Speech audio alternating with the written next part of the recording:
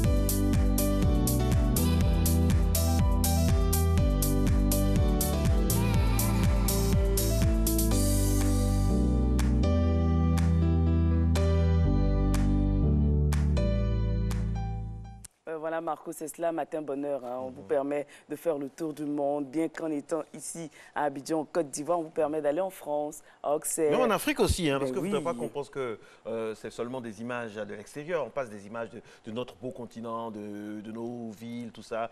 Voilà, quoi. Donc tout le monde est servi. Tout le monde est servi. Tout le monde est servi. Et aujourd'hui, Marco, tout le monde sera servi, surtout ceux qui souhaiteraient avoir de plus amples informations en matière d'économie. On recevra Ibrahim Koné, président de l'Association ivoirienne pour le développement du transport intelligent. Avec lui, on parlera du sport intelligent, du transport intelligent. Quelle opportunité pour la Côte d'Ivoire. Sport intelligent. Ben, le sport aussi pourrait être intelligent. Avec Patrick Guité, pourquoi pas? Oui, le sport pourrait être intelligent avec Patrick Guité. Merci beaucoup. Il sera avec nous pour en parler. C'est bien de trouver la pirouette, c'est bien. Non, c'est bien ici. Vous êtes magnifique. Vous êtes fille. Je suis votre exemple, Marco. Oui, n'importe quoi. Pas mon exemple à suivre. En tout cas, l'exemple par contre à suivre à 100%, c'est celui de nos chroniqueurs de la gym, on va dire ça comme ça, coach Fabio et coach Karl. Je pense que normalement, cette semaine, c'est coach Karl. Normalement, vive la gym. C'est parti.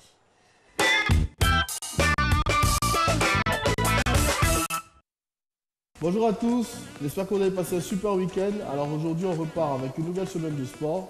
Au programme, travail des jambes.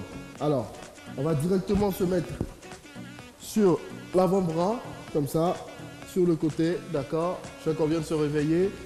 Et on va lever la jambe 10 fois, là. Et on va bloquer 10 secondes, d'accord? Top, c'est parti. 3, 2, 1, go. 1, 2, 3, 4, 5, 6, 7, 8, 9 et 10. On bloque tout en haut. 1, 2, 3, 4, 5. Courage. 6, 7, 8, 9. Ok, super. Regardez, lorsque vous descendez la jambe, vous passez la jambe automatiquement là-dessus, là, et on lève la jambe en bas. 10 et on bloque 10 secondes. Top, c'est parti. 1, 2, 3, 4, 5, 6, 7, 8, 9 et 10 en bloc. 1, 2, 3, 4, courage. 5, 6, 7, 8, 9. Ok, super. On remet la jambe sur la jambe qui vient de travailler, d'accord? Et on repart encore. Allez, top, c'est parti. 10, 1, 2, 3, 4, 5, 6, 7, 8, 9 et 10 en bloc. 1, 2, 3, 4, 5, courage. 6, 7, 8, 9. Ok, on ne repose pas la jambe. Allez, on passe sur la jambe gauche une dernière fois. Et puis on monte. Go. 1, 2, 3, 4. Courage chez vous. 5, 6, 7, 8, 9. Ok, on bloque. 1, 2, 3, 4, 5, 6, 7, 8, 9. Ok, super. Lorsque vous finissez de passer sur le côté droit, regardez. On passe automatiquement sur le côté gauche, d'accord? Pour renforcer aussi l'extérieur de la jambe gauche et l'intérieur de la jambe droite, ok? On se remet dans la même position que tout à l'heure, là, et on part en levant d'abord la jambe gauche 10 fois et on bloque 10 secondes. Top, c'est parti. 1, 2, 3, 4, 5, 6, 7, 8, 9 et 10. En bloc. 1, 2, 3, 4, 5, 6, 7, 8, 9, 10. Regardez, on passe la jambe au-dessus. On lève la jambe qui est en bas. Go. 1, 2, 3, 4, 5, 6, 7, 8, 9. Ok, on bloque, on tient. Allez, 10 secondes. Respirez si ça devient compliqué. Inspirez par le nez, expirez par la bouche. Allez, courage. 3, 2, 1. Top, on repart avec la jambe gauche qui revient sur la jambe droite qui vient de travailler. Et on remonte encore une dernière fois. Top, c'est parti. Go. 1, 2, 3, 4, 5, 6, 7, 8, 9 et 10 en bloc. 1, 2, 3, 4, 5, 6, 7, 8, 9. Ok, on descend là. Ok. Et on lève la jambe droite encore. Top, c'est parti. 1, 2, 3, 4, 5, 6, 7, 8, 9. Ok, on bloque. 1, 2, 3, 4, 5, 6, 7, 8, 9. Ok, super. Soufflez. Alors, dès que vous finissez cet exercice, on se rassoit à nouveau. Ok. Là, on met les coudes au sol. On garde seulement une seule jambe posée au sol. Et on fait des rotations avec l'autre jambe. Là, 1, bien grand. 2, 3, 4, 5, 6, 7, 8, 9 et 10 dans l'autre sens. 1, 2, 3, courage. 4, 5, 6, 7, 8, 9 et 10. Super. Lorsque vous finissez le 10e cercle dans l'autre sens, vous posez la jambe droite à plat, on tend la jambe gauche et on repart rotation extérieure d'abord. Top, c'est parti. 1, 2, 3, 4, 5, 6, 7, 8, 9 et 10 dans l'autre sens. 1, 2, 3, courage. 4, 5, 6, 7, 8, 9 et 10. Super. Alors, lorsque vous finissez cet exercice, vous soufflez, ok, vous pouvez vous lever et vous étirez un peu les jambes, d'accord? Et vous repartez encore sur 2 ou 3 autres séries, pourquoi pas, pour être vraiment en forme et avoir des cuisses vraiment bien tonifiées. Moi, je vous donne rendez-vous demain. D'ici là, gardez la forme. Allez, ciao. Ouais, coach Fabrice qu'on retrouvera toute cette semaine grâce à lui et à ses mouvements, on gardera la forme très certainement Moi qui m'attendais toute la semaine. à coach Karl Kadi, franchement... Elle vous manque. Bon, je ne suis pas déçu, mais bon... Elle vous manque. Bon, franchement... Ça fait toujours plaisir Non. de les voir Fabio, ici. Fabio, c'est mon pote aussi, les deux. Ouais. Les deux, et je suis sûr que vous connaissez une Clotilde, c'est une pote. Clotilde, oui. Clotilde. C'est une pote. Oui. Vous avez fait l'école ensemble. Oui. Ouais, ça c'est sûr. Alors Clotilde, Marco, c'est du germanique Huld, qui veut dire célèbre, et Hilde, qui veut dire combat. Prénom dérivé, nous avons Clotilda, Tilda, Tildé. Les Clotildes sont nées pour être épouses et mères de famille. Totalement imperméables aux idées féministes, elles s'appuient sur des valeurs traditionnelles, c'est-à-dire mariage, famille, équilibrée et gracieuse, un peu comme ce que vous aimez, Marco. Ce sont souvent les séduisantes personnes dont la compagnie est recherchée. Oui. Oui. En fait, vous savez pourquoi je souris? Parce qu'il y a un son monsieur? de Ronald Rubinel. Je suis en train de le chercher, il s'appelle Tilda. Ouais. Tilda. Ah, j'aime bien. Ça fait penser à toutes celles qui s'appellent Clotilde. Parfois, on l'utilise aussi pour celles qui s'appellent Mathilde. Et puis, c'est bien Clotilde.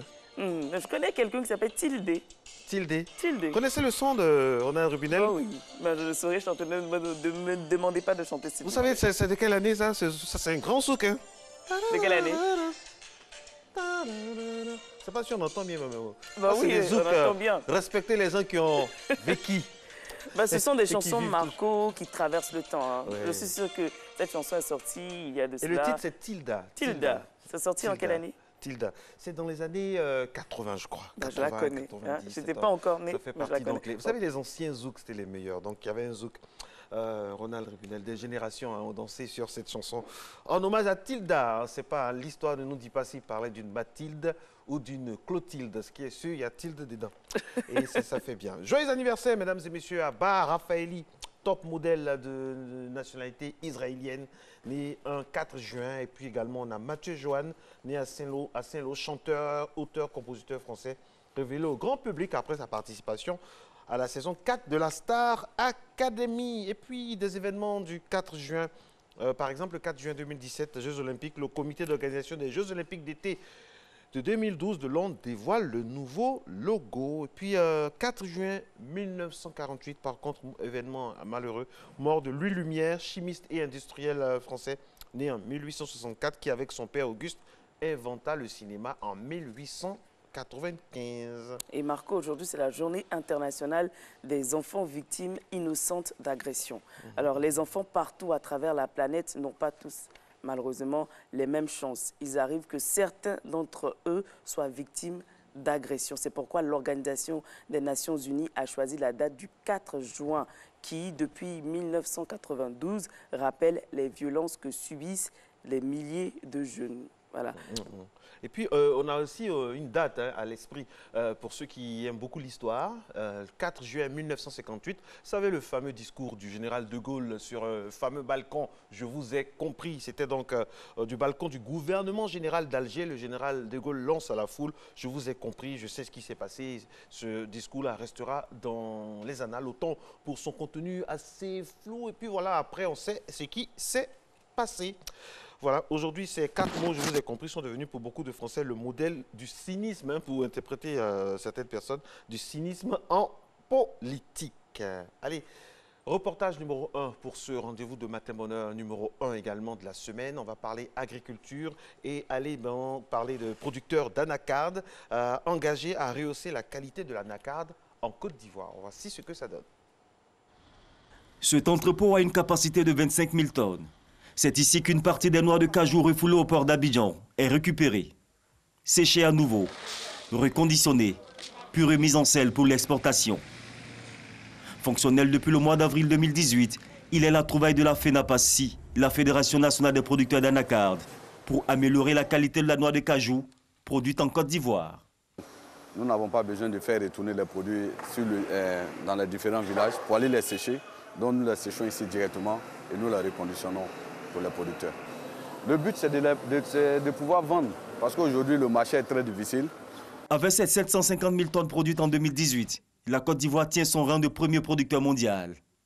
Visiblement, le défi de l'optimisation de la quantité est gagné depuis la réforme initiée en 2013. Mais celui de la qualité reste encore un autre défi à relever pour préserver sa place sur l'échiquier international. Alors ici, la Fédération des producteurs a mis les bouchées doubles. La sacherie d'exportation a été aussi revue. Ce sont des très bons sacs que nous faisons venir pour les producteurs et c'est pour tous les producteurs de Côte d'Ivoire. Quand nous sommes approchés par les membres de la fédération, par les producteurs, ils nous disent qu'ils ont des besoins de sacherie ou qu'ils n'ont pas assez de sacherie, nous leur envoyons à titre gracieux des sacs. Les sacs sont bien et ça permet de préserver le produit et d'éviter que la qualité se dégrade. C'est ça que les autres années, la Côte d'Ivoire a été le premier producteur depuis près de 5 ans. Mais après les 2 premières années, on a toujours été le dernier en qualité, ce qui n'est pas normal. Voilà. Donc ces sacs vont nous permettre de maintenir la qualité et de rehausser comme ça, le KOR. Vous savez, l'instrument de mesure de la qualité. 2 mois d'expérience et l'initiative semble bien cadrée avec les aspirations des acteurs de la filière. Quand on arrivait à le produire dans d'autres magasins, le produit a été refoulé dans un premier temps, que la qualité n'y est pas, parce que, comment on appelle, la qualité de la sacherie n'était pas bonne. Et après ça, le camion a été refoulé et nous sommes répartis sur la base avec le produit, donc payer 2 fois le transport pour aller retraiter le produit. Et juste quand le produit a été retraité aussi, il n'y avait pas d'acheter en face. D'où vient l'importance d'avoir une sacherie neuve pour éviter toutes sortes de réfractions sur le propriétaire du produit. Pour cette campagne 2018, c'est 1 million de sacs export qui sera mis à la disposition des 352 coopératives qui composent la FENAPACI, pour un besoin total estimé à environ 7 millions de sacs. Autant dire que le gap à combler est considérable. Nous ne sommes pas subventionnés et tout ce qui se fait, c'est sur fonds propres. Le producteur cotise déjà pour le conseil. Le producteur cotise déjà et nous n'allons pas leur demander une double cotisation. Donc nous essayons de voir sur les ventes de nos produits, les bénéfices. Nous aussi, nous essayons de payer de la sacherie pour nos producteurs. Mais à la longue, on ne pourra pas toujours supporter. Si l'État peut nous accompagner, soit le président peut nous accompagner à soutenir les producteurs en leur offrant des sacs de meilleure qualité, ce serait l'idéal. Selon le ministère de l'Agriculture, le chiffre d'affaires de l'ensemble de la filière anacarde est passé de 200 milliards de francs CFA en 2013 à 337 milliards de francs CFA en 2015. L'amélioration de la qualité pourrait être un avantage pour l'essor économique de la Côte d'Ivoire. Voilà un chiffre d'affaires qui continue de grimper et la filière anacarde a besoin d'encadrement, d'accompagnement afin de rester toujours au top de sa forme. Et garantir le label Côte d'Ivoire, parce qu'un label Côte d'Ivoire, il y a un certain savoir-faire qu'il faut garder et même accroître. Ça, c'est très, très important. Savoir-faire, c'est également le maître mot de celui qu'on a avec nous tous les lundis dans le monde du sport, dans le giron du sport. Il fait montre donc de sa sagacité. Oui, ça me fait mal de le dire, mais souffrons vraiment que ce soit la réalité. Patrick Guité est avec nous, Delpizo Guité. Comment ça va? Oui, ça va très bien. Ça va bien? Bonjour Nessie, bonjour Marco. Le week-end sportif a été chargé? Très, très, très chargé. Les gourous étaient à l'honneur, hein? Pas au niveau de Miss Côte d'Ivoire seulement, mais au niveau du sport, de l'athlétisme également. L'athlétisme également. Oui. Est-ce qu'on a un jingle avec Soro Félicité qui, je rappelle, qui réalise cette émission? On y va, jingle, et on revient avec Delpizo Guité. Delpizo Guité dans sa très belle chemise. Ah, merci beaucoup. Et aujourd'hui, on parle football. On parle Ligue football. 1. Oui, on va dire, une fois n'est pas coutume, aujourd'hui, on va débuter par le football, la Ligue 1 qui a livré tous ses secrets le week-end dernier, ce dimanche, avec la 26e journée de ce championnat national. Là, on le savait, la SEC terminait champion de Côte d'Ivoire avant même le terme de la saison. Mais ce qu'on ne savait pas, ce sont les équipes qui allaient accompagner la SEC Mimosa en Coupe d'Afrique et depuis dimanche La SEC dernier. attendait les équipes qui allaient l'accompagner. En Coupe d'Afrique. Okay. Et c'est le Sporting Club de Gagnoa qui arrache le ticket qualificatif, le second pour la Ligue des Champions la saison prochaine. Les Gagnoalais, les hommes du fromager ont battu la SEC Mimosa au stade de Biakaboda le dimanche dernier. 2 buts de Togimel qui devient donc le meilleur buteur de cette Ligue 1 avec 23 réalisations. Il bat donc le record de Goibi Syriac. Il évoluait à la SEC Mimosa en 2008 et qui avait inscrit 21 buts. L'attaquant de Gagnoa, lui, il en a 23. Donc, il bat le record de l'ex-attaquant de la SEC qui permet à Gagnoa de consolider sa 2e place et donc son billet qualificatif pour la Ligue des Champions. On attendait également le qualifié pour la Coupe de la Confédération. Et bien, le billet est reparti aux mains des Pétruciens. Le FC San Pedro a battu le Mosso FC sur le score de 3 buts à 1 et a doublé l'Africa Sport d'Abidjan qui a calé face à la SOA. Oui, oui. L'Africa qui n'aura pas de compétition, engagée dans aucune compétition dans aucune africaine. compétition africaine l'année prochaine, puisque les Aiglons ont été éliminés en 8e de finale de la Coupe nationale.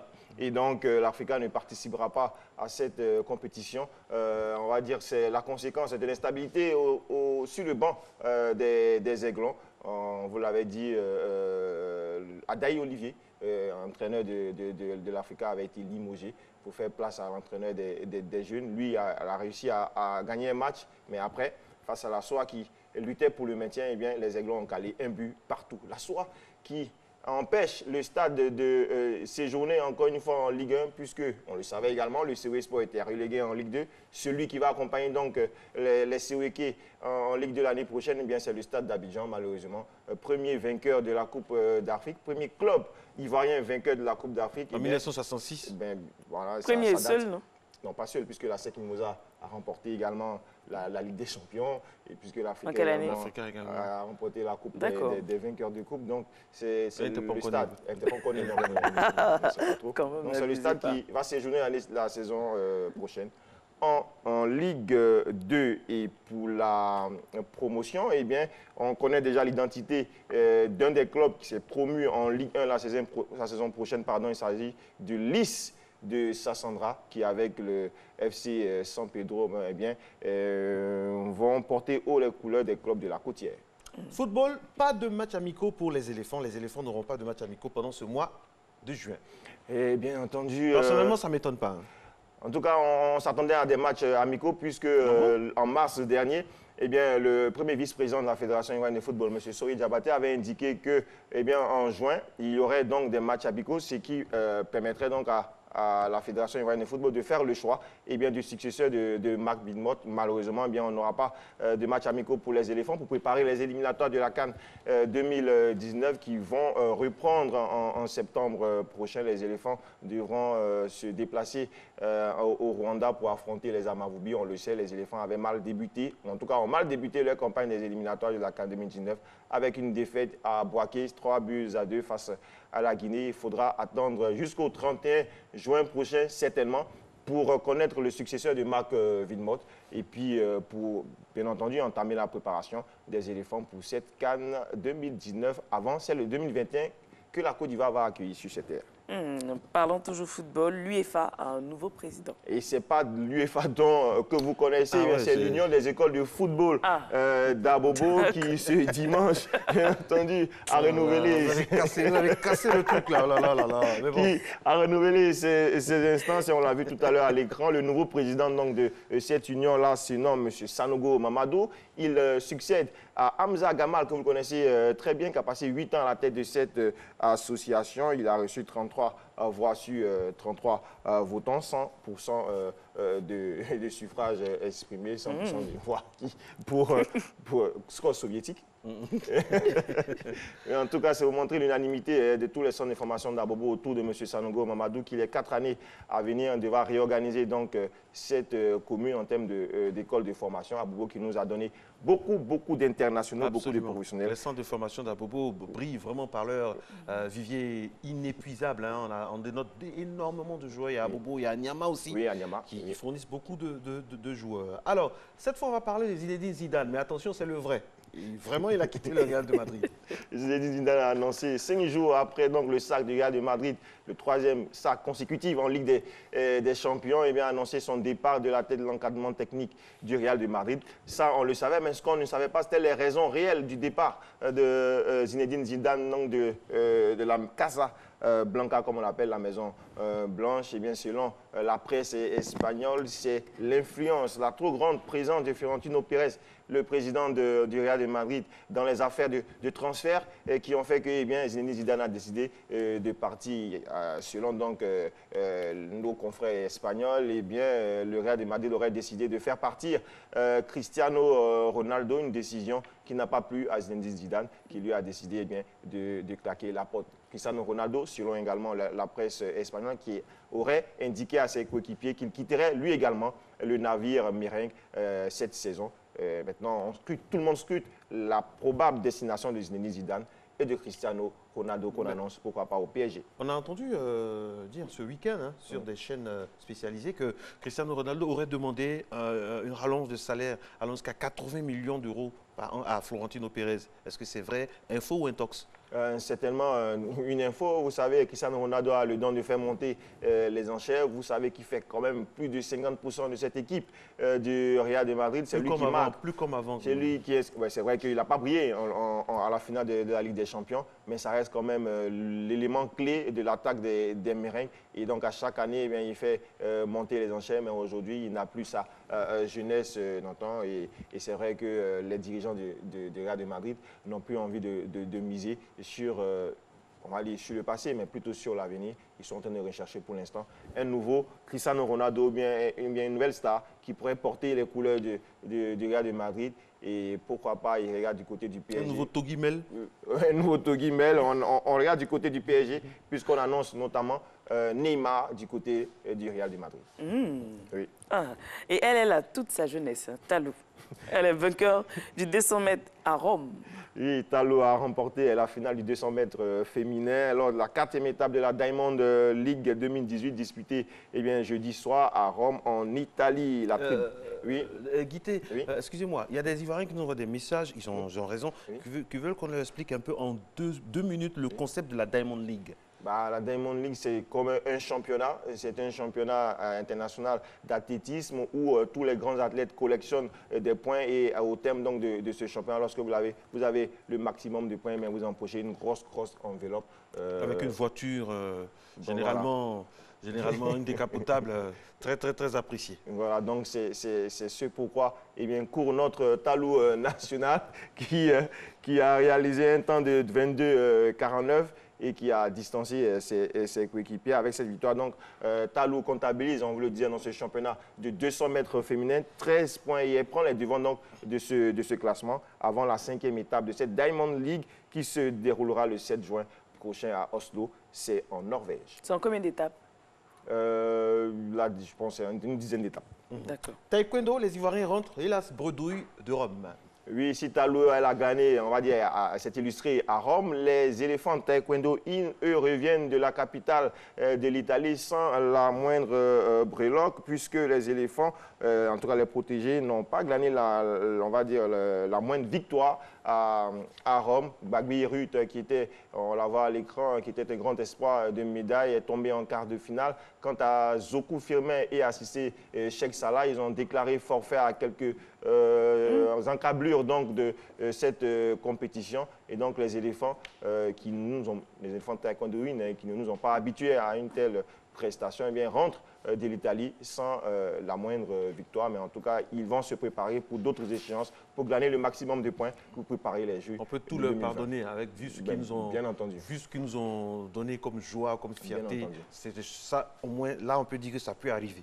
Ça fait pas partie, c'est ce genre de choses-là, ça ne fait pas partie de leur quotidien. Non, mais c'est étonnant. Comme ce qu'on peut voir dans d'autres disciplines. Marco, ils ont l'habitude de mouiller le maillot sur le tatami. Oui, pourquoi ils ont déclaré forfait? Le debok. Le debok. Le debok, pas le maillot. Le debok kimono, c'est différent. Voilà, c'est différent. C'est différent, d'accord. Mais pourquoi ils ont déclaré forfait? Bah, les raisons semblent obscures jusqu'à présent, mais nous bon? allons nous renseigner auprès de la Fédération ivoirienne de taekwondo. Mais en tout cas, c'est regrettable que nos deux champions puissent déclarer forfait à ce niveau de la compétition. Mais on espère que lors des prochaines on va dire, compétitions, ils vont gagner le maximum de points pour être mieux classés et pour aborder avec sérénité les JO 2020. Alléluia, Neymar a rejoué. Et Neymar a rejoué. Je vous le disais, il est annoncé au Real. Il a marqué même. Il est annoncé au Real de Madrid. Et il y avait même des émissaires du Real qui étaient présents pour scruter les moindres gestes de l'international brésilien qui va participer à la Coupe du Monde 2018 en Russie avec le Brésil. On s'inquiétait. Eh bien, il sera bel et bien présent, le numéro 10 de la Sélection. Il n'y a pas de clause libératoire en France, donc je ne pense pas, je ne vois pas, je n'imagine pas Neymar partir. Pourquoi pas? Ce serait vraiment un séisme. Ça, ce serait vraiment séismique, vous parlez comme quelqu'un. Bien entendu. Merci beaucoup, Del Piso. Merci, Marco. La Coupe du Monde, c'est bientôt? C'est le 14 juin prochain, dans 10 jours. Dans 10 jours. 10. Alors, comment les équipes africaines se préparent? Bah, déjà, Mohamed Salah va mieux? Beaucoup de blessés. On s'inquiète encore une fois pour Mohamed Salah, on vous le disait. Eh bien, il y a des supporters de l'Égypte qui ont porté plainte contre Sergio Ramos qui a blessé Mohamed Salah lors de la finale de la Ligue des Champions. Eh bien, le Nigeria, le Sénégal, le Maroc, la Tunisie, tout le monde se prépare très bien. On espère que nos Africains défendront les couleurs du continent et iront très loin dans cette compétition. Et le Nigeria qui a dévoilé son maillot. Très joli. 3 millions de commandes passées déjà pour ce maillot. Ce qui a valu même les félicitations de l'équipementier. Bien sûr. Merci beaucoup. Nous aussi, félicitations à vous pour vos passages à Matin Bonheur. On espère que vous allez passer une très belle Coupe du Monde en vibrant avec les équipes africaines qui ont mérité leur ticket. Voilà. Merci d'être avec nous ce Matin Bonheur. Il est 6h26. C'est le moment du JT avec Hamza Diaby. Mais avant, on aura un peu les informations sur le temps et puis pourquoi pas l'agenda. À tout à l'heure.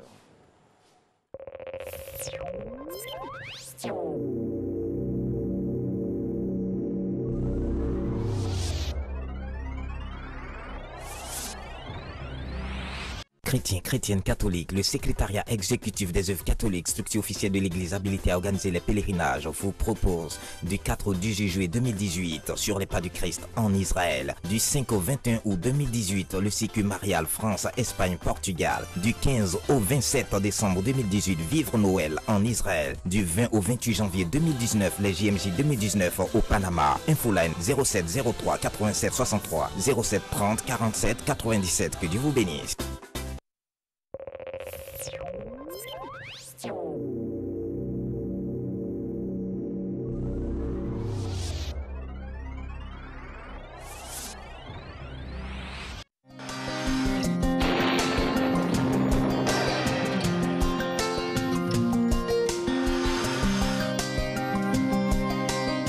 MTN, everywhere you go. Madame, Messieurs, bonjour. Merci de nous suivre en ce lundi. Au lever de ce jour, l'instabilité en mer occasionnera des passages de nuages denses accompagnés d'averses dans les régions du littoral et du sud forestier. Ailleurs, le temps sera partiellement nuageux. Les valeurs au lever de ce jour, 24 degrés pour Abidjan et à Diaké, 25 à Bandoukou, 24 degrés pour Boaké, 25 à Daloa et à Dimbokro, 24 degrés pour la région du Go, 25 à Korogo, 23 degrés pour la ville de Mans, 25 degrés à Odiéné, 24 à San Pedro, Sassandra et Tabou et 25 degrés à Yamoussoukro. Cet après-midi, les régions du sud seront sous un ciel progressivement nuageux, accompagné de pluies relativement modérées. Dans le reste du pays, on observera une alternance nuage-soleil. Toutefois, à l'ouest, on pourrait s'attendre à quelques averses localisées. Les températures de l'après-midi, 30 degrés pour Abidjan et à Diaké, 35 degrés pour la région du Gantougo, 33 pour Boaké et Daloa, 35 degrés à Dimbokro, 33 degrés pour la région du Go, 35 à Korogo, 28 degrés pour Mans, 35 à Odiéné, 30 degrés à San Pedro, Sassandra et Tabou et 31 pour Yamoussoukro. Le point du temps de ce lundi est fait. À tous et à toutes, excellente journée.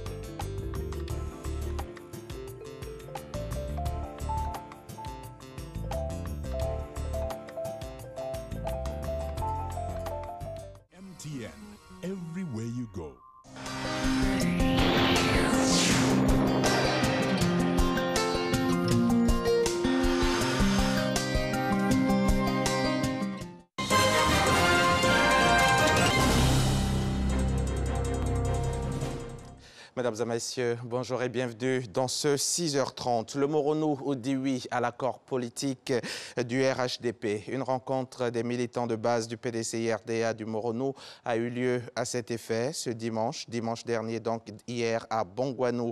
Elle était précédée par une tournée de sensibilisation sur le terrain. Il en ressort que l'accord politique du RHDP est une bonne chose, si bien que le président du PDCI, Henri Konan Bédié, l'a signé avec le président de la République, Alassane Ouattara. Pour le vice-président de la République, Daniel Kablan-Duncan, cet accord est très important vu qu'il réunit tous ceux qui se réclament des idéaux de paix et de développement de feu le président Félix Houphouët-Boigny. Nous y reviendrons bien entendu dans l'un de nos prochains journaux. L'ambassadeur du Royaume d'Espagne en Côte d'Ivoire a fait un don de plusieurs dictionnaires de la langue espagnole au ministère de l'Éducation nationale, de l'enseignement technique et de la formation professionnelle. Ce don de dictionnaire unilingue vise à renforcer les capacités des apprenants et des étudiants de la langue espagnole des lycées et collèges de notre pays. Le reportage est signé Patricia Omoetia. Dans le cadre de son projet de renforcement des capacités dans les lycées et collèges, l'ambassade d'Espagne a fait un don de plusieurs dictionnaires espagnols unilingues au ministère de l'Éducation nationale, de l'enseignement technique et de la formation professionnelle. La réalité puissante et dynamique de l'espagnol n'est plus à démontrer en Côte d'Ivoire, car grâce au retour enthousiaste des différents formateurs des cours de renforcement des capacités des professeurs que l'ambassade d'Espagne a pu organiser avec votre précieuse collaboration et au vu des derniers chiffres sur les apprenants et enseignants d'espagnol, l'Espagne est en train de redécouvrir la place importante que ces pays de l'Afrique subsaharienne occupent par le nombre d'apprenants d'espagnol. Cet important don de matériel didactique est d'abord le fruit de la coopération entre les deux pays et ensuite, ces ouvrages vont permettre aux enseignants et aux encadreurs de mieux atteindre leurs objectifs pédagogiques. Oui, on avait des besoins en dictionnaire, surtout en dictionnaire unilingue. Les bilingues, on en avait sur le marché ici, dans la librairie, mais unilingue, c'était un peu difficile. En Côte d'Ivoire, il y a plus de 563 000 apprenants et étudiants de la langue espagnole, avec plus de 2000 professeurs d'espagnol. La langue espagnole connaît un regain de dynamisme en Côte d'Ivoire, avec aujourd'hui 2281 professeurs d'espagnol, tant au public qu'au privé, au titre de l'année scolaire 2017-2018. Ces enseignants encadrent 563 091 apprenants des lycées et collèges de Côte d'Ivoire. Au terme de la cérémonie de remise de dons, l'ambassadeur du Royaume d'Espagne en Côte d'Ivoire, son Excellence M. Luis Prados Covarrubias, est en fin de mission dans notre pays. Il a été fait commandeur de l'Ordre du mérite de l'Éducation nationale par Kandia Camara, ministre de l'Éducation nationale, de l'enseignement technique et de la formation professionnelle. Tu peux bouger, c'est un concept et c'est une initiative pour le changement de mentalité des jeunes face à la problématique de l'emploi. L'approche est de promouvoir des modèles, des jeunes gens qui, avec ou sans diplôme, ont bousculé leur situation pour se faire une place au soleil. Le lycée Djedji Amondi Pierre d'Adjamé a abrité jeudi dernier le lancement de la saison 2. Tu peux bouger. Mettre en lumière l'importance de la valeur travail, c'est l'essence de « Tu peux bouger », une initiative pour le changement de mentalité des jeunes face à la problématique de l'emploi. Tu peux bouger, ne pas t'asseoir à la maison, croiser les bras. Si tu veux, toi-même, tu peux créer ton entreprise. L'approche se veut simple, promouvoir des modèles, des jeunes gens qui, avec ou sans diplôme, ont bousculé leur situation pour se faire une place au soleil. L'éducation, c'est à la base. Et nous estimons qu'en en semant la graine à la base, nous allons voir grandir des jeunes gens avec la valeur travail profondément inculquée qui vont être des modèles à leur tour pour les autres générations. C'est le lycée Djedji Amondi Pierre d'Adjamé qui a abrité le lancement de la saison 2. Des capsules diffusées chaque semaine sur le web. La plateforme permet de partager les trajectoires de jeunes entrepreneurs qui, partis de rien, s'assument convenablement aujourd'hui. Je suis ravi d'avoir été invité à cette initiative qui a pour but vraiment de venir motiver la jeunesse ivoirienne, surtout là pour les vacances, à se prendre en main, à être acteur de sa vie, à entreprendre. Et du coup, étant donné que c'est ce que j'ai fait, il y a quelques mois, on est venu à Abidjan créer un restaurant, une crêperie. Donc du coup, je suis venu en parler avec mes jeunes frères, mes jeunes sœurs. La réussite ne s'obtient pas facilement. on a besoin de travailler durement. Tu peux bouger donne aussi l'occasion aux plus jeunes de s'enrichir d'expériences et de conseils d'aînés, issus de différents corps de métiers qui livrent les codes du monde du travail. Et pour la saison 2, une innovation est enregistrée, la présence de coachs de vie pour accompagner et booster ceux qui en auront besoin. C'était un commentaire d'Herman Guivet. Les pluies diluviennes qui s'abattent sur Abidjan ces derniers temps causent d'énormes dégâts, outre sur les habitations, et les voies également en pâtissent. Dans la commune de Cocody, Riviera, Toban, quartier Zinsou, les dernières pluies ont amplifié l'érosion d'une voie très fréquentée par la population de cette zone. La voie menace de céder. Une route presque coupée en deux. Une circulation pas toujours évidente et qui se fait à la négociation. Un précipice qui, à chaque nouvelle pluie, prend du volume. Nous sommes à la Riviera à Toban, quartier Zinsou. On ralentit parce que la voie est devenue petite. S'il y a un autre avant, il faut que tu attends qu'il lui passe d'abord. La saison des pluies qui s'abat sur Abidjan ne fait aucun cadeau à cette voie très fréquentée du quartier.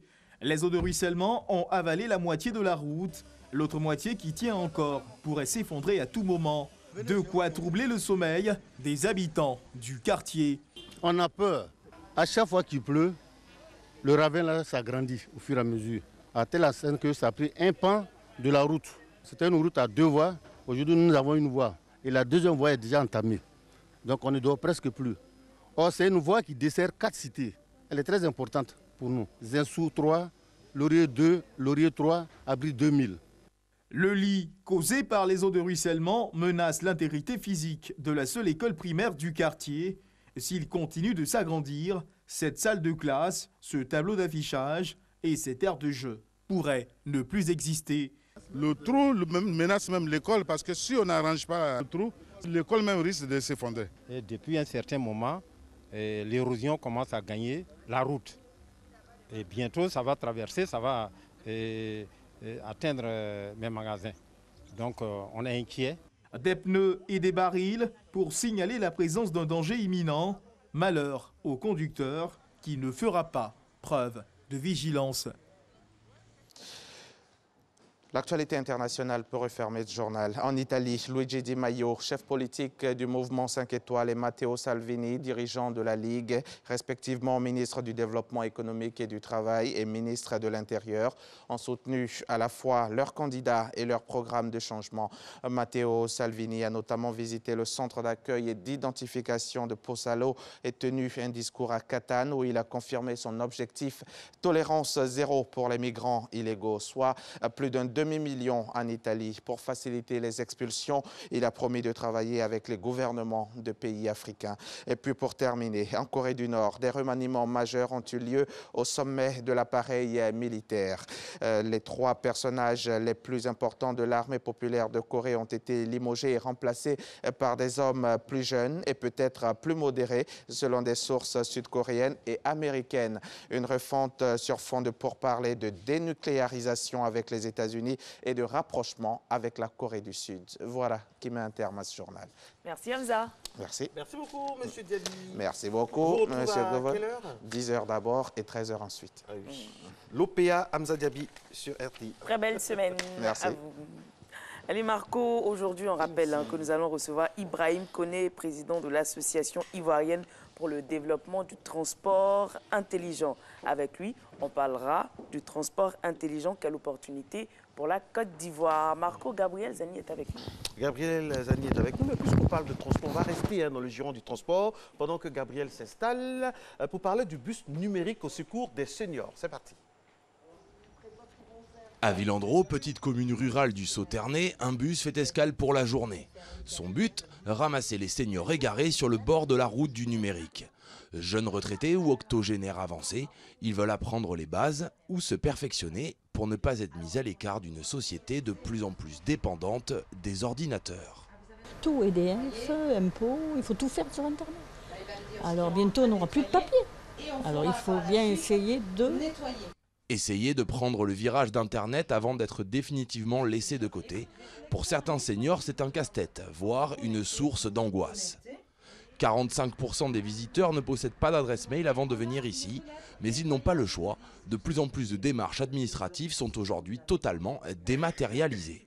Je comprends qu'il faut s'adapter, mais j'avoue quand même que quand il faut jardiner dans le jardin, je suis tellement plus à l'aise.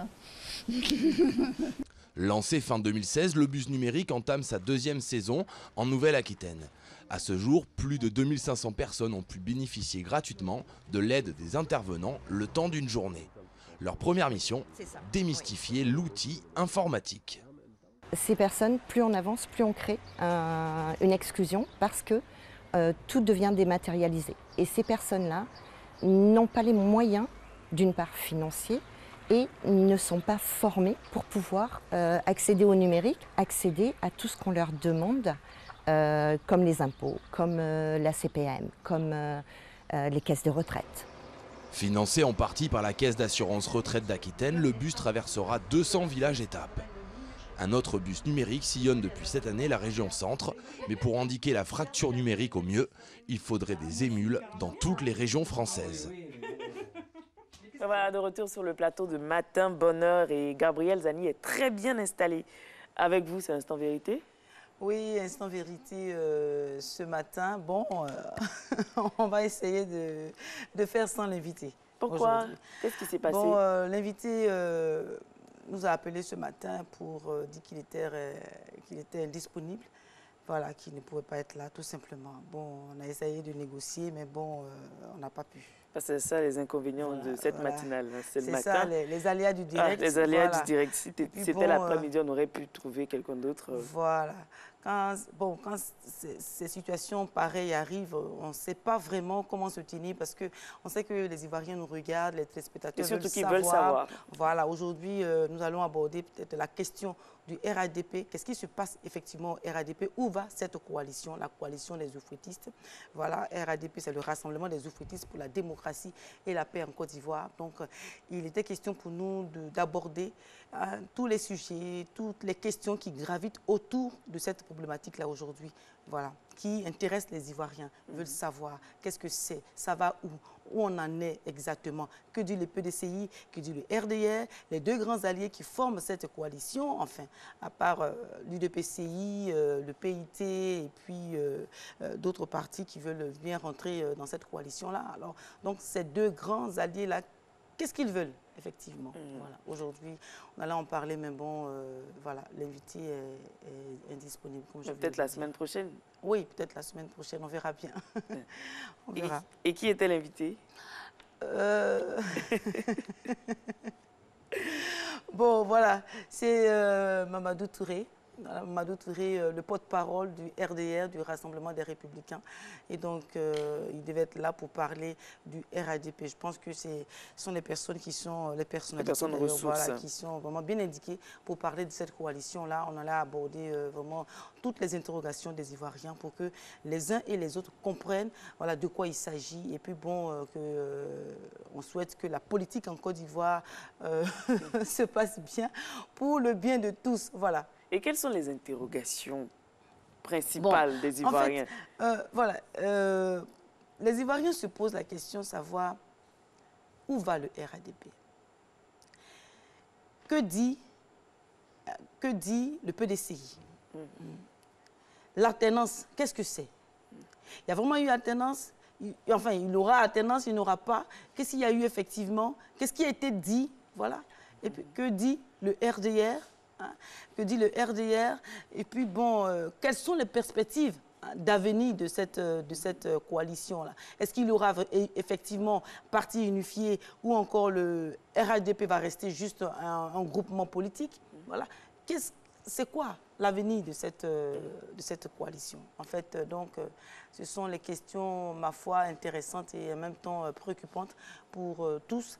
Et il était vraiment question d'en parler en long et en large et pour pouvoir tirer les conclusions et de situer les uns les autres sur cette politique. Et très bientôt, il y a les municipales. Oui, les municipales. Effectivement, vous savez... Il y aura des candidats RHDP, oui. RDR, PDCI. Bon, je crois que la coalition est partie en rang serré pour les sénatoriales. Donc, on se dit que ce sera la même méthode, voilà, que la coalition ira toujours en groupement, enfin, je vais dire en coalition avec le RADP, avec le RDR, avec le PDCI, avec l'U2PCI, avec le PIT. Voilà, ces partis-là vont partir toujours en groupe pour pouvoir, je vais dire, briguer les municipales. Et donc, bon, vraiment, on aurait voulu qu'il y ait une personne ressource en la matière, voilà, pour parler de cette question, pour parler du RADP, pour éclairer les Ivoiriens. Et je crois que, bon, on essaiera de remettre ça. On essaiera de remettre ça et puis bon, on verra ce que ça va donner.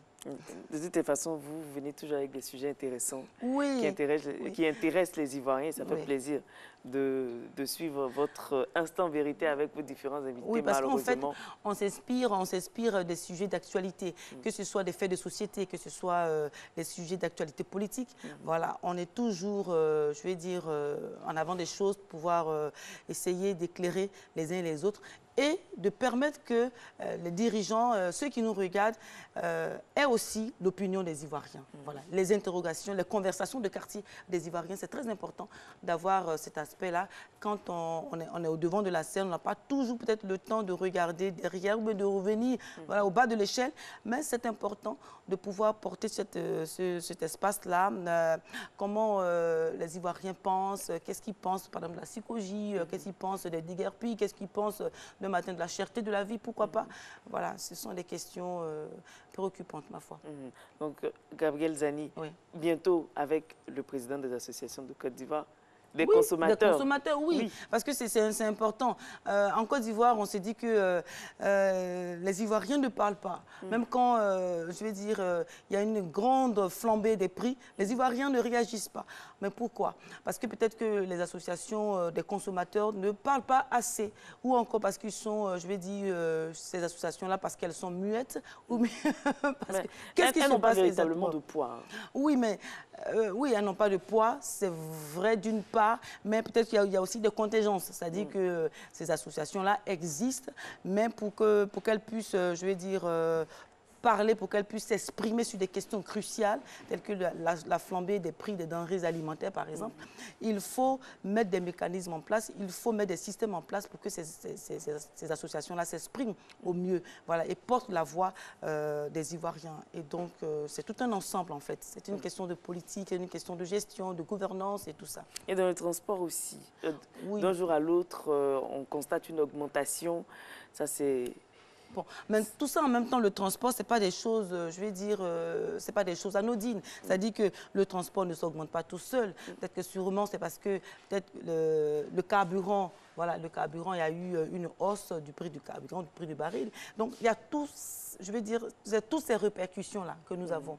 Et c'est malheureusement, je vais dire, le plus petit de l'échelle qui prend toujours, je vais dire, qui prend toujours les coups, voilà, et qui paye le plus cher souvent. La société civile aussi n'est pas véritablement organisée. Ouais.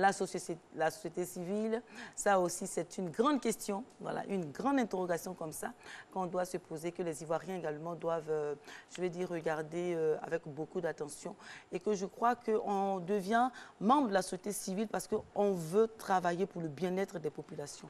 On n'est pas membre de la société civile pour se faire connaître, pour, je vais dire, permettez-moi l'expression, pour dealer, hein, pour commercer avec les dirigeants. Non, on est membre de la société civile parce qu'il y a un besoin, qu'on veut que les gouvernants, on veut que les autorités regardent de très près. Voilà, on est société civile par rapport à ça. Donc, il y a plusieurs interrogations comme ça, plusieurs sujets qu'on peut aborder dans Instant Vérité. Merci beaucoup, Gabriel Zani. Oui. On espère vous retrouver avec un invité donc, le lundi prochain. Merci beaucoup et très bonne journée à vous. Merci à vous, Marc. 6h49, mesdames et messieurs, dans 10 minutes, oui, 10 minutes, hein, la thématique, hein, ça passe tellement vite, c'est le premier rendez-vous de la semaine et cette émission est réalisée donc par Soro. Félicite avec toute l'équipe là-haut. Avant d'arriver donc à notre dernière partie, on va aller du côté du Ghana, faire escale au Ghana, la croissance économique et l'immigration. On y va. Cette année, le Ghana devrait connaître un taux de croissance de plus de 8%, l'un des plus élevés au monde. Mais malgré ce chiffre flatteur, de nombreux Ghanéens sont prêts à tout abandonner pour tenter leur chance en Afrique du Nord, rêvant de rejoindre l'Europe dans l'espoir de trouver du travail. Ici, à Sunyani, dans le centre du pays, un centre d'information a été mis en place pour dissuader les candidats à l'exil. Nous avons recours à des documentaires, des images de ce qui s'est passé là-bas. Nous utilisons ces documents pour les sensibiliser et leur dire que ce n'est pas facile en Libye et encore moins d'aller en Europe. Rien n'est facile là-bas, comme ils le pensent. L'échec de nombreux migrants à traverser le désert pour rejoindre la Libye ne décourage pas les nouveaux aspirants. Ernest est mécanicien, il a passé 20 ans en Libye, il est prêt à y retourner. Me dire que c'est dangereux, mais au Ghana, c'est tout aussi dangereux parce qu'il n'y a pas de travail. Pourquoi rester ici? J'ai des enfants, ma mère et ma famille. Je sais qu'il y a un danger, mais si je n'y vais pas, où vais-je trouver de l'argent et du travail? Albert est diplômé depuis 5 ans, mais il n'a pas réussi à décrocher un emploi stable. Son père et son frère sont déjà partis en Libye. Il économise pour les rejoindre. Si vous savez que vous venez d'un milieu pauvre, la seule chose que vous pouvez faire, c'est aller en Europe pour changer de famille et de vie, à condition seulement de ne pas se faire tuer ou de se noyer en mer. Le Ghana a récemment lancé un vaste programme visant à offrir 100 000 emplois à la jeunesse. Comme beaucoup de ses amis, Bismarck a déjà postulé. C'est un programme pour les diplômés et le salaire maximum que vous pouvez gagner est de 130 €. Je pense que c'est la meilleure approche pour soutenir les chômeurs au Ghana pendant un certain temps. Le président ghanéen a déclaré vouloir prouver au monde que le Ghana et l'Afrique peuvent se développer sans aide extérieure. Il devra avant tout convaincre ses concitoyens de croire en l'avenir de leur pays. L'immigration clandestine, un véritable mal, Marco. On peut immigrer, mais de façon organisée, mettre suffisamment d'argent de côté, mais pas prendre... Non, que ce soit organisé ou pas, que ce soit de façon légale. De façon légale, oui. S'organiser, c'est comme si on laissait croire aux gens qu'on peut s'organiser aussi pour aller de façon illégale. Mais il faut aller de façon légale avec tous les arguments, parce qu'il y a toujours des créneaux par lesquels on peut passer. Et puis bon, je vais dire, ce n'est pas une fin en soi.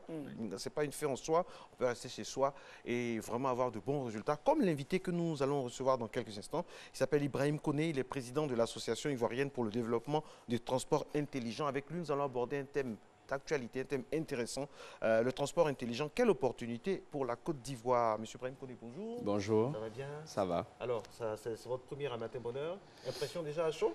Ben, écoutez, belle ambiance. Je pense que ça fait du bien de se réveiller comme ça avec vous à l'écran, avec cette bonne humeur. Ça donne beaucoup d'énergie. Merci beaucoup. Alors, c'est quoi le transport intelligent, juste avant d'aller Ben, très simplement, on est à Matin Bonheur, donc on va faire les choses simples. Il s'agit de l'application des nouvelles technologies, des TIC, comme on dit, au secteur des transports. Tout simplement. Tout simplement. Voilà. Et il y a du boulot chez nous en Côte d'Ivoire, il y a du boulot. Oui, je pense que c'est même au niveau mondial. Aujourd'hui, vous avez une densification au niveau des populations, au niveau des villes. Il y a une très forte pression démographique. Mais en même temps, vous avez des conséquences liées à cette pression démographique. Au niveau du continent africain, on estime d'ici à l'horizon 2050 que nous aurons 500 millions de citadins supplémentaires dans nos villes. Wow. Donc ça fait beaucoup de problèmes liés à la congestion, à la mobilité, au transport. Donc c'est des défis, je dirais même au niveau, à l'échelle humaine, qui n'ont jamais été relevés. Hein. En tout cas, c'est tout l'enjeu de votre présence sur ce plateau, monsieur Koné. Je rappelle que vous êtes là pour nous parler donc, du transport intelligent, l'opportunité pour la Côte d'Ivoire, pour l'Afrique et pourquoi pas pour le monde. On va aller avec le postulat posé à la suite de ce qu'il a dit et on reviendra pour cette dernière ligne droite, le Money Time, de cette première émission de la semaine.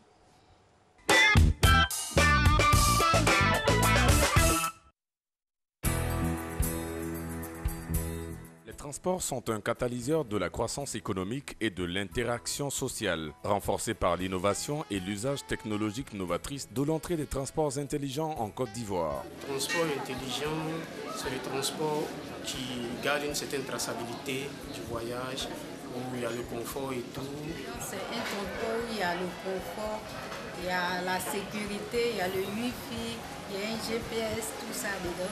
Il y a tout un système qui est intégré dans le véhicule qui permet de nous localiser aussi facilement. Ça veut dire que si nous sommes quelque part, que nous sommes perdus, ou bien bon, si quelqu'un veut nous joindre de là où il est à partir de la connexion, du coup, il sait rapidement où il peut nous localiser.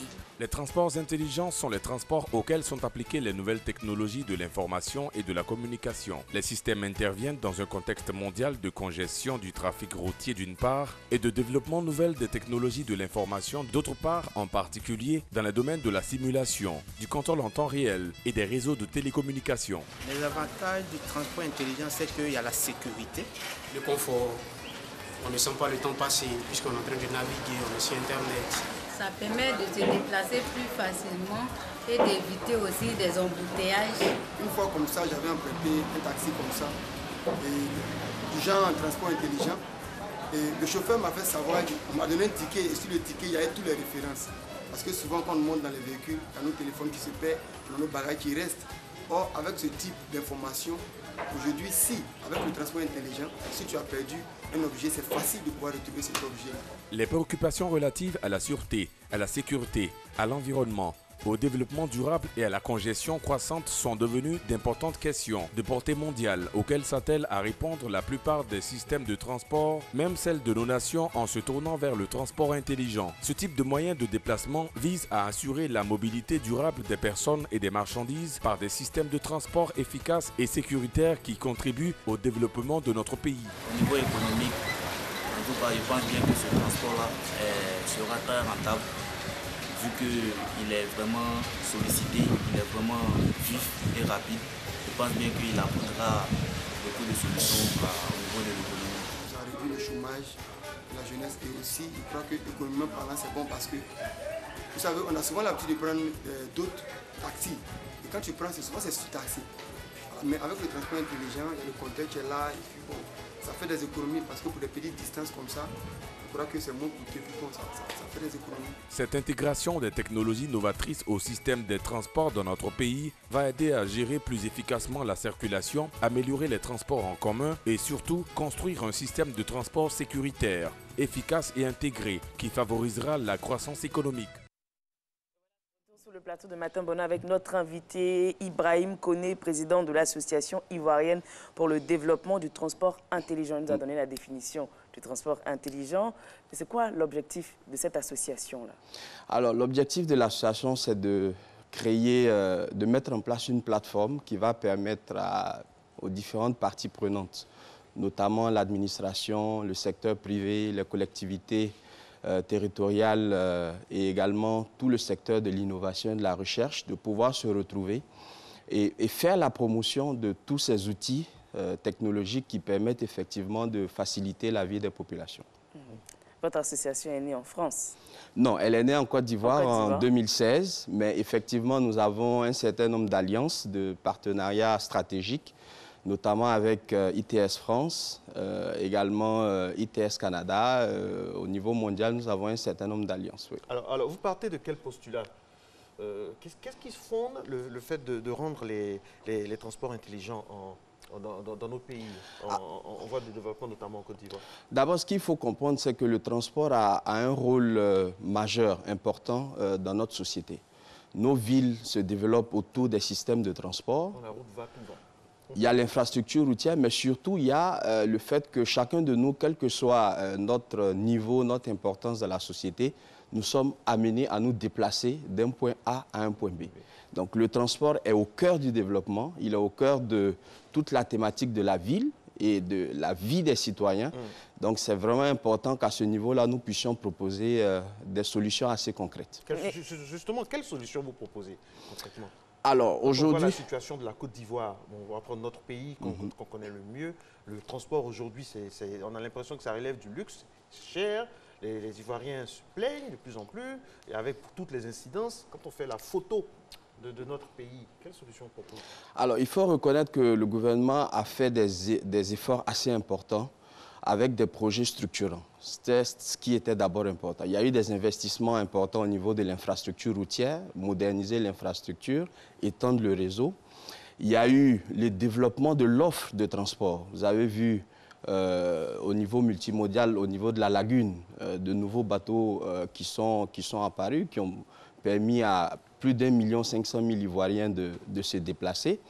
Et vous avez les investissements qui sont en train d'être faits dans le transport public, notamment au niveau de la société de transport abidjanais.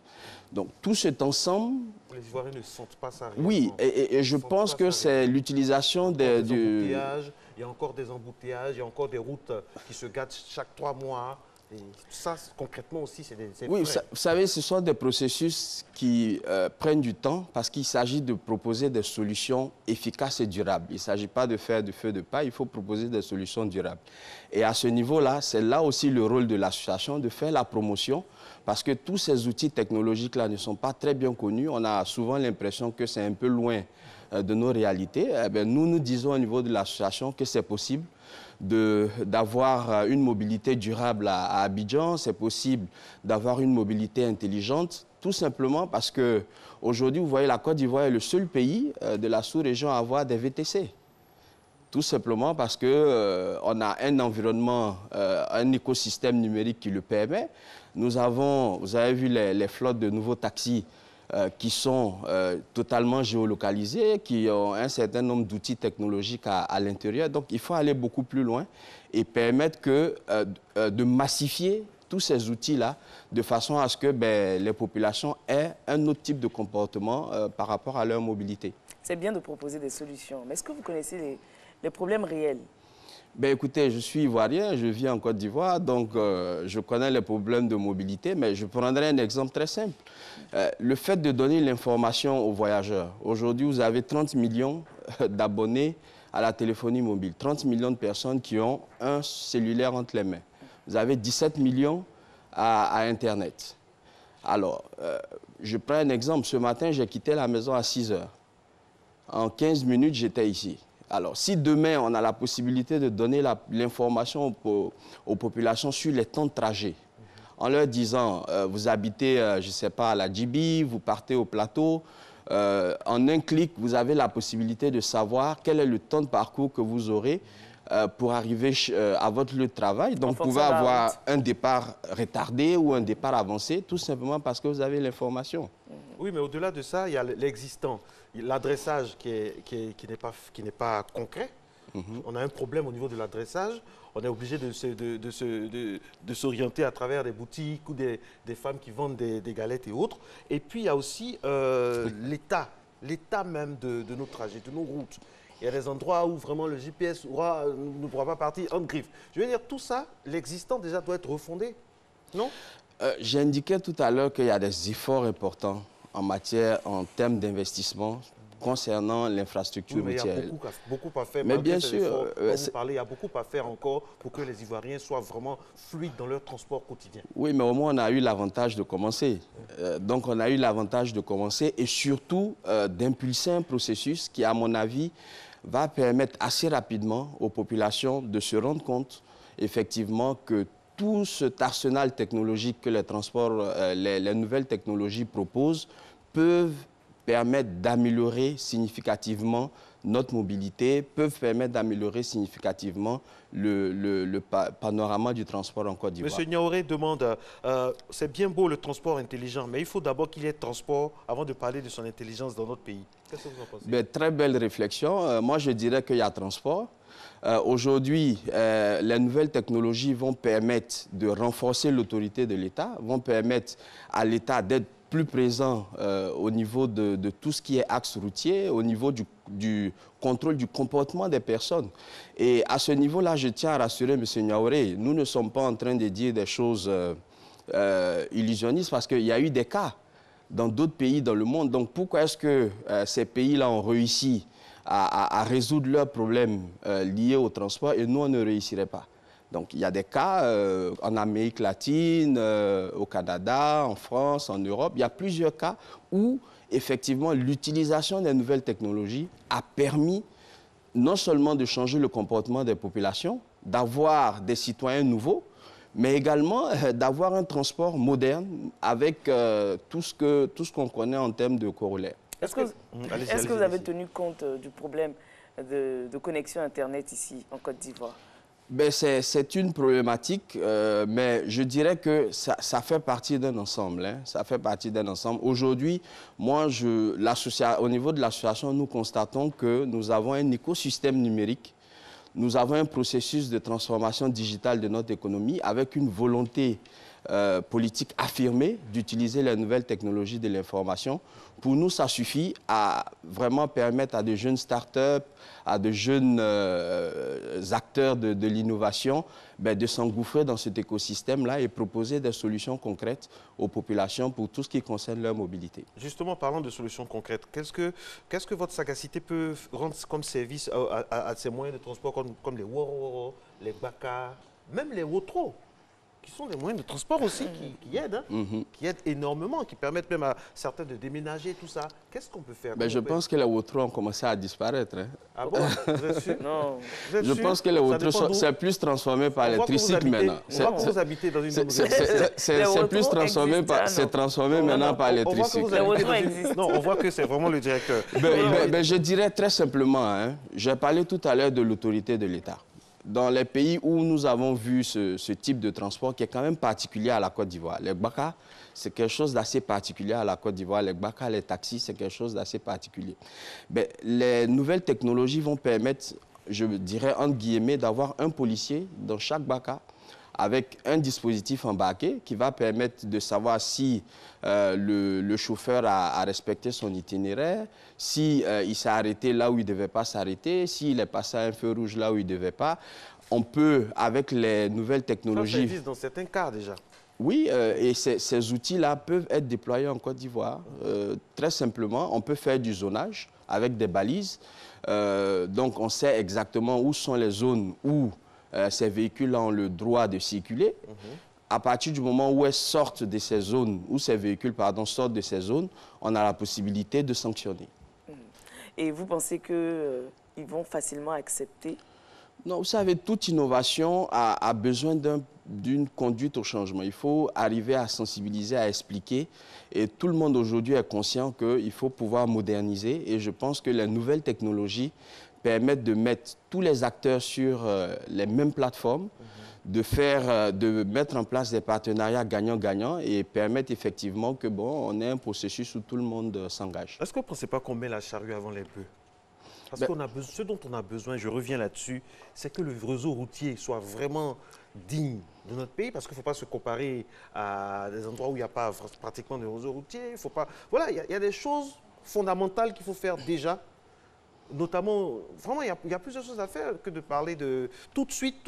Si vous me dites que ce sera progressif, d'accord, mais quand on vous entend parler, c'est que demain matin, on aura des choses qui vont se développer. Est-ce qu'il ne faut pas améliorer l'existant, régler le problème, par exemple, de l'indénié définitivement pour qu'on ait la paix quand même dans la circulation quand il pleut? Moi, j'ai le sentiment que des efforts importants sont faits en matière de modernisation de l'infrastructure routière. Oui, mais au moins, il y a des efforts qui sont faits. Il y a du travail qui est fait, il y a des investissements qui sont faits. Tout le monde le voit. Je pense que c'est assez visible. Tout le monde voit aussi qu'il y a des routes qui se gâtent rapidement, qu'il y a des endroits qu'on n'arrive pas à dompter totalement. Ça, c'est la réalité. Ça, c'est une autre problématique. Mais ce que je dis, mais ce que je dis par rapport à la thématique du transport intelligent, c'est que des investissements sont faits. C'est le moment, je dis bien que c'est le moment en tenant compte de l'écosystème qui existe. Je rappelle 30 millions d'abonnés à la téléphonie mobile, 17 millions à Internet. Le cours de la Guinée qui est sous-exploité. Donc, tout cet écosystème-là nous permet de proposer des solutions technologiques qui vont nous permettre, je dis bien, d'avoir un Ivoirien nouveau dans les transports. C'est ça la raison d'être de ITS Côte d'Ivoire. Quand on parle de transport, on parle également de transport aérien. Oui, mais comme il dit, aujourd'hui, la problématique que tout le monde voit, c'est vraiment le transport routier, je dirais le transport terrestre quelque part. Et c'est là où, effectivement, c'est ce qui touche au quotidien des populations. Et c'est là où, effectivement, nous pouvons, je pense, proposer des solutions concrètes. L'Égypte a son métro depuis 1981. Et avant, bon, je rappelle, 1981, ça fait combien d'années? C'est vrai, l'Égypte, c'est pas la Côte d'Ivoire. Le Caire, seul, a 17, 18, voire 20 millions d'habitants. Est-ce que c'est pas mieux d'aller dans des pays africains comme ça, que ces expériences-là, que d'aller voir peut-être ailleurs?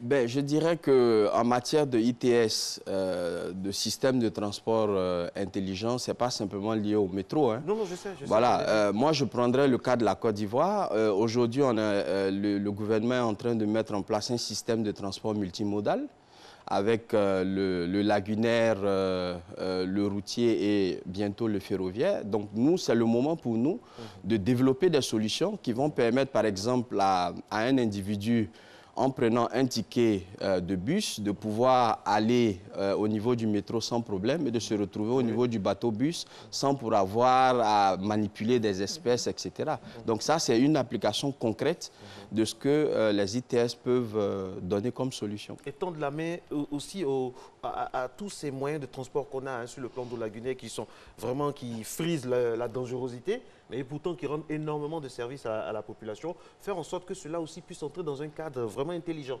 Pourquoi pas?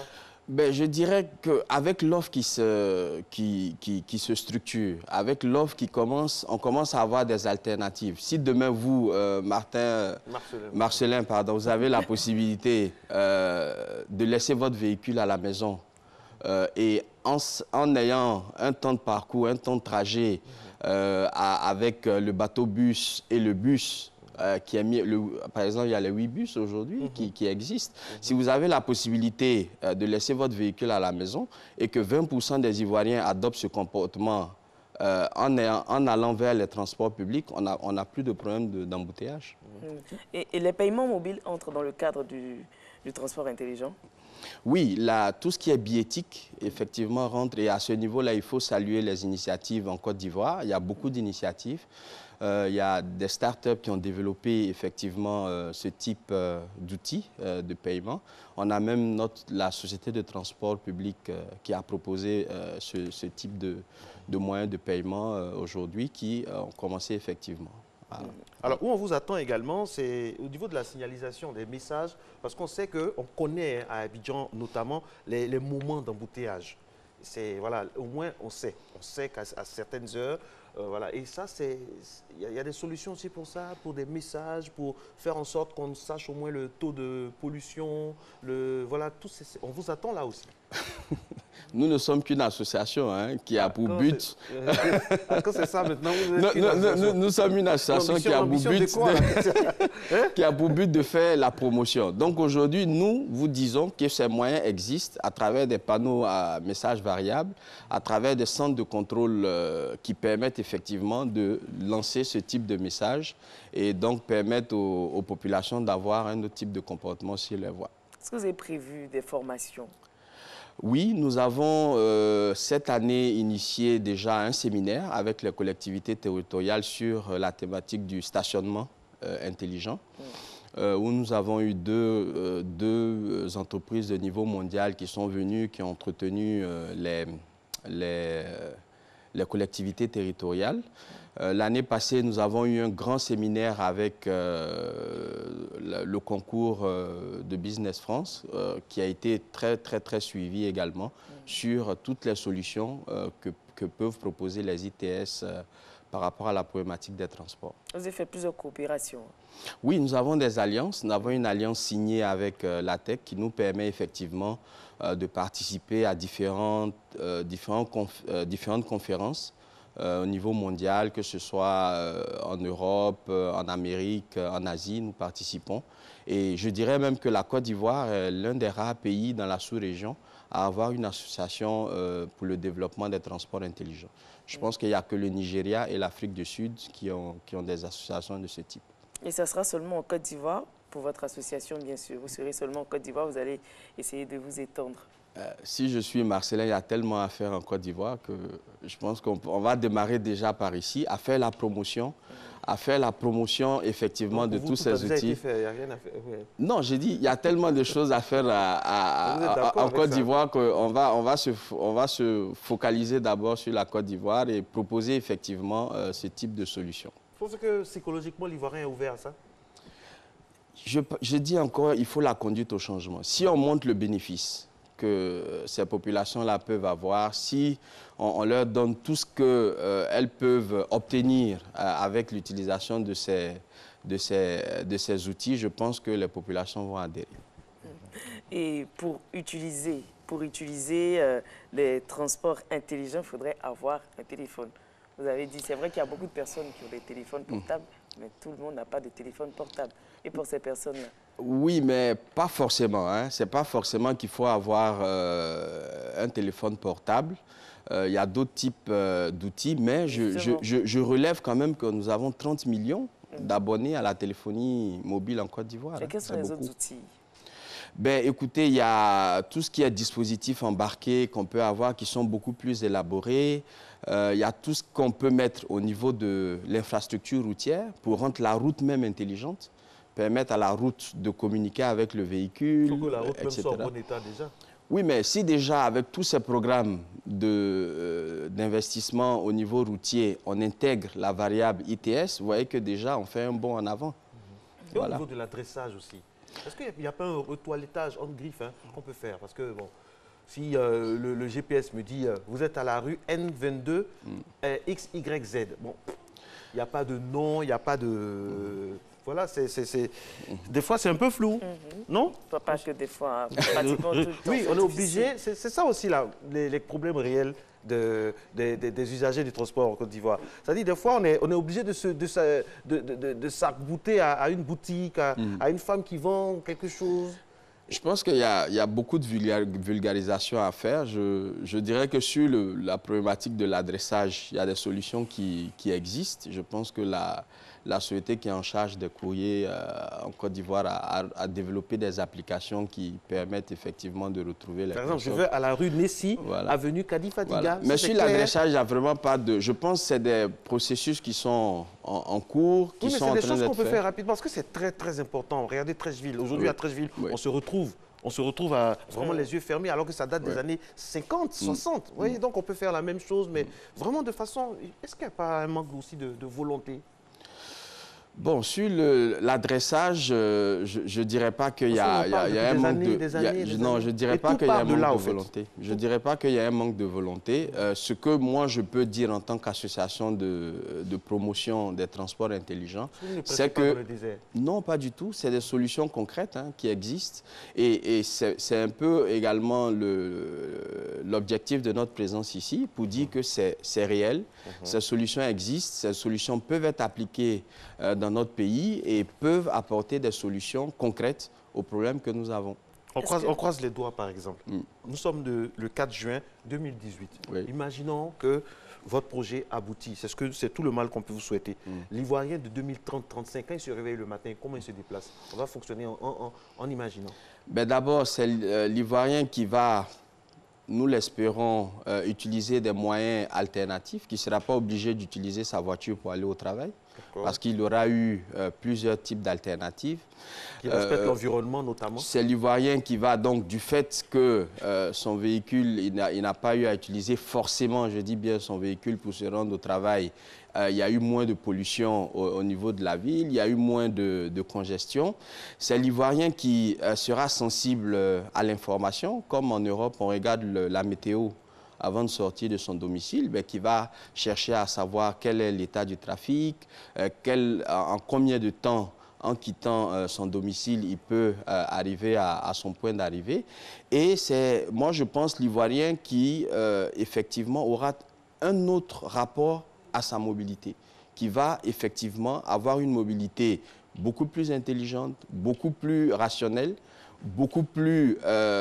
je dirais en termes de retour, même sur investissement pour lui, beaucoup plus rentable que celle que nous avons aujourd'hui. Et quel est l'avantage pour celui qui a son baka, son taxi, son woro-woro, d'utiliser des applications pour rendre son véhicule intelligent? On a l'impression que les avantages sont seulement pour les passagers. Non, mais je dirais que dans le Gbaka ou le taxi, il y a deux acteurs. Il y a le chauffeur, il y a le propriétaire.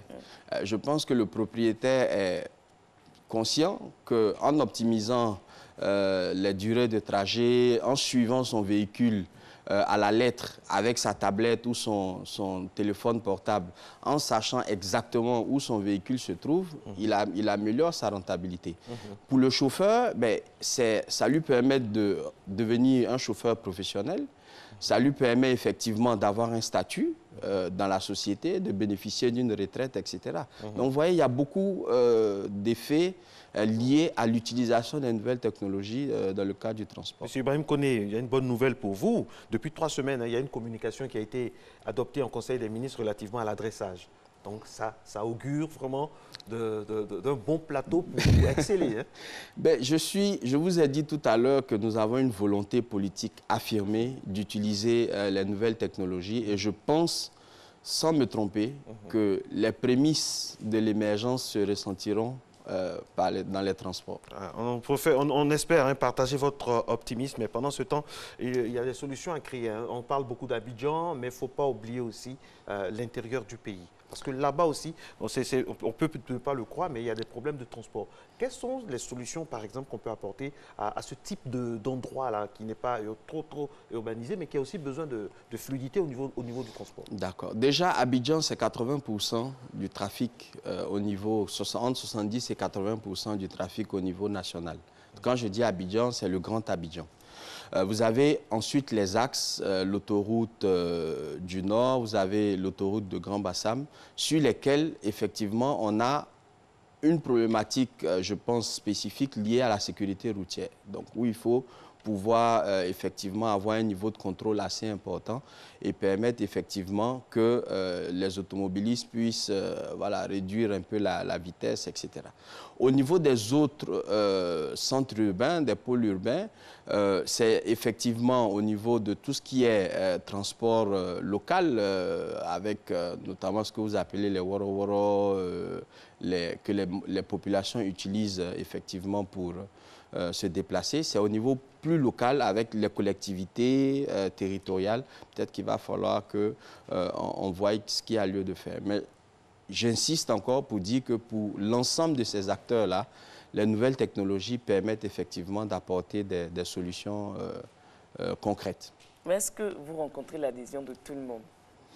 Aujourd'hui, nous avons l'avantage au niveau de notre association d'avoir 4 collèges. Un collège de l'administration, un collège pour les collectivités territoriales, un collège pour le secteur privé, que j'ai l'honneur de présider, et un collège pour la recherche scientifique. Donc, on a toutes les parties prenantes qui sont au niveau de l'association. La réflexion se fait de façon à ce que, progressivement, avec de la sensibilisation, nous puissions faire adhérer un peu toutes les parties prenantes à l'utilisation de ces nouvelles technologies dans le transport. La sensibilisation, comment elle se fait concrètement sur le terrain? À travers des workshops, des séminaires que nous faisons, des voyages d'études.